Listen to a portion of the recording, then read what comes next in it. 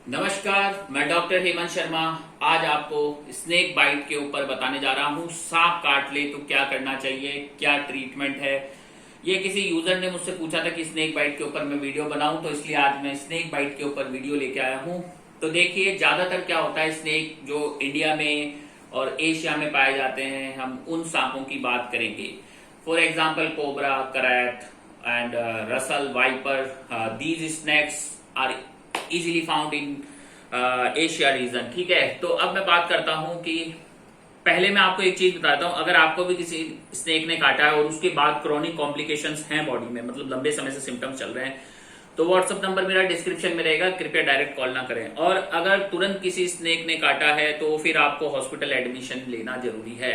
अब सबसे पहले क्या होता है, जब सांप काट लेता है आदमी को तो उसकी मौत कैसे होती है, डेथ कैसे होती है। उसका कारण होता है घबराहट, बेचैनी, चिंता, एंजाइटी। डर से ही मर जाता है। उस समय आपका हार्ट बीट तेज हो जाता है, आपके ऑर्गन फेल होने लगते हैं आपके डर से। तो डर is the most common cause. तो जब भी सांप काट ले तो उस आदमी को आप बताएं डरे नहीं, क्योंकि दुनिया का हर सांप जहरीला नहीं होता है जो आपको काटता है।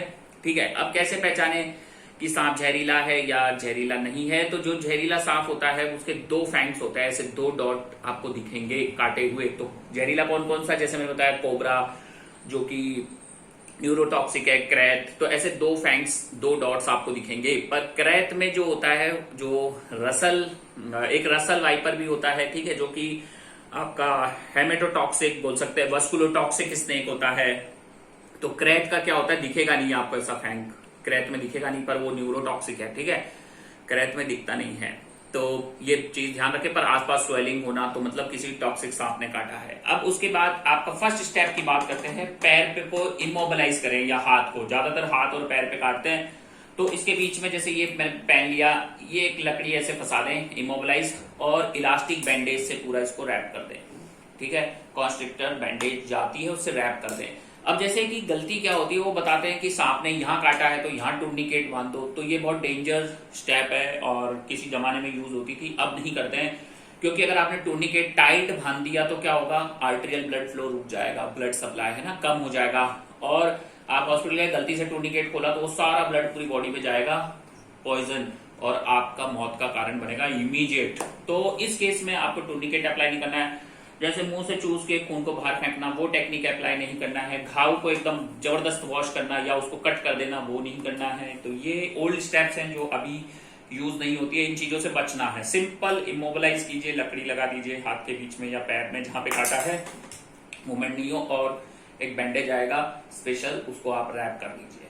बस इतना ही आपका काम है, यही आपको करना है। उसके अलावा अब मैंने बता दिया, जो नॉन टॉक्सिक स्नेक होता है उसका ऐसे लंबा बाइट होगा, मल्टीपल टूथ होते हैं। ठीक है, तो ये नॉन टॉक्सिक होता है। सारे सांप जहरीले नहीं होते हैं। अब उसके बाद जैसे ही आपने ये बैंडेज का इंप्रेशन लगा दिया है पूरा, तो इसमें क्या होता है, आपका लिम्फेटिक सप्लाई को इम्पेयर करना है, एट्रियल सप्लाई को नहीं। ठीक है, अगर किसी केस में टूर्निकेट लगा हुआ गांव से कोई पेशेंट आ जाता है आपको हॉस्पिटल के अंदर, तो उस समय क्या करना है, बीपी का आप बांधना है और उस टूर्निकेट को धीरे धीरे रिलीज करना है। ठीक है, अब मैं बताता हूं कैसे पता करें कि ये न्यूरोटॉक्सिक ने काटा है या वस्कुलोटॉक्सिक ने काटा है। तो उसके लिए पेशेंट को बोलिए एक सांस के अंदर 30 तक गिनती गिने, 1 2 3 4 5 6 7 8 9 10 11 12 13 14 15 16 17 18 19 20 21 22 23 24 25 26 27 28 29 30। हर आदमी एक सांस में 30 तक गिनती गिन सकता है। अगर वो 20 तक ही गिन पा रहा है और उसने सांस छोड़ दी, तो इसका मतलब न्यूरोटॉक्सिक, उसको रेस्पिरेटरी फेलियर में जा रहा है, उसको वेंटिलेटर का जरूरत पड़ेगा 10 बार बोलने में ही। ठीक है, उसके अलावा न्यूरोटॉक्सिक ने काटा कैसे पहचाने, आंख का drooping of eyelids, ptosis, diplopia, double vision दिखना, तो मतलब ये न्यूरोटॉक्सिक ने काटा है।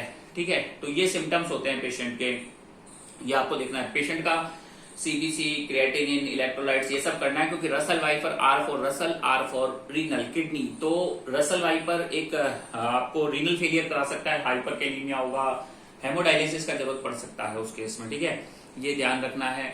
उसके अलावा कोगुलेशन प्रोफाइल करा सकते हैं, जो कि अगर आपको इसने काटा है वस्कुलोटॉक्सिक स्टेट में, वाइपर ने, तो क्या होगा, ये आपकी बॉडी में ब्लीडिंग करेगा, मुंह से खून आना, नाक से खून आना, रेटिनल हेमरेज, आंखें लाल हो जाना, तो ऐसा सिम्टम आ सकता है। पेशाब में खून आना, हेमाटूरिया, लेट्रिन में खून आना, जगह जगह से पोर्स से खून आना, तो ये वस्कुलोटॉक्सिक स्नेक हो सकता है। अब आपको test liver function, CBC, BT, CT, PT, APTT, fibrinogen degradation product, ये सारे टेस्ट तो करने ही हैं, ठीक है। उसके अलावा अब मैं आपको बताता हूँ एंटी स्नेक वेनम किन को देना है, जिनका आपको प्रूव होता है कि ये वस्कुलोटॉक्सिक है या मायोटॉक्सिक है, ठीक है ना, या न्यूरोटॉक्सिक पेशेंट है। तो ये आपको इंपॉर्टेंट चीजों का ध्यान रखना है। उसके अलावा अब मैं आपको बताता हूं, इन केस आपके पास आसपास हॉस्पिटल नहीं है, आपके पास ये फैसिलिटीज नहीं है, तो आप क्या करेंगे, एक सिंपल वाइल लेंगे कांच का, उसके अंदर ब्लड डालेंगे 5 ml। अब देखेंगे कि 20 मिनट के अंदर अगर वो ब्लड क्लॉट हो गया तो इसका मतलब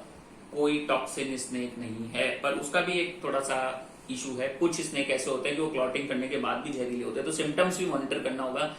या फिर ब्लड बिल्कुल क्लॉट नहीं हुआ, सिंपल एज इट इज घूम रहा है, तो इसका मतलब ये जहरीले सांप ने काटा है। क्लॉट नहीं हुआ तो जहरीले सांप ने काटा है, ये तो परफेक्ट है, ठीक है ना। तो ये आपको ध्यान रखना है, पुरानी चीजों से बचना है। अब ट्रीटमेंट कैसे करेंगे, प्रूव हो गया कि जहरीले सांप ने काटा है तो एंटी स्नेक वेनम 50 ml लेंगे तो 500 ml नॉर्मल सलाइन ले सकते हो या डेक्सट्रोज का बोतल ले सकते हो, उसमें मिक्स कर दोगे या फिर 1 लीटर बोतल में, और धीरे धीरे स्लो इन्फ्यूजन दोगे।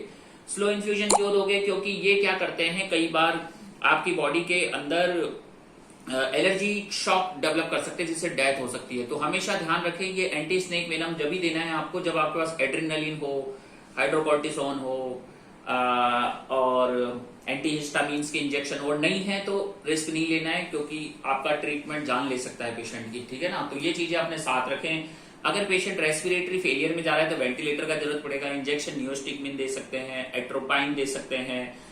तो ये सारी चीजें आपको याद रखनी है। और पेशेंट को टिटनस का इंजेक्शन और एंटीबायोटिक्स दे रहे हैं, ऑगमेंटिन सिंपल इंजेक्शन भी काम कर जाता है। और ध्यान रखना है पेशेंट को रिलीज नहीं करना है, 24 घंटे तक मॉनिटरिंग करके रखना है, पेशेंट का देखना है आपको, ठीक है। और अगर किसी वस्कुलोटॉक्सिक स्नेक ने काटा है तो उस केस में एंटी स्नेक वेनम तो चलेगा ही, साथ में ब्लीडिंग को रोकने के लिए ब्लड फैक्टर्स वगैरह आपको देने होंगे, ठीक है। तो ये वीडियो अच्छा लगा तो लाइक करें, चैनल पे नए सब्सक्राइब करें, और थैंक यू, ठीक है ना। और मैं ये और कहना चाहूंगा, अगर स्नेक काटने के बाद भी आपको कोई क्रॉनिक कॉम्प्लिकेशंस डेवलप हुई हैं तो उसका ट्रीटमेंट भी हो जाएगा। व्हाट्सएप नंबर डिस्क्रिप्शन में है। Thank you, good bye, call ना करें बस।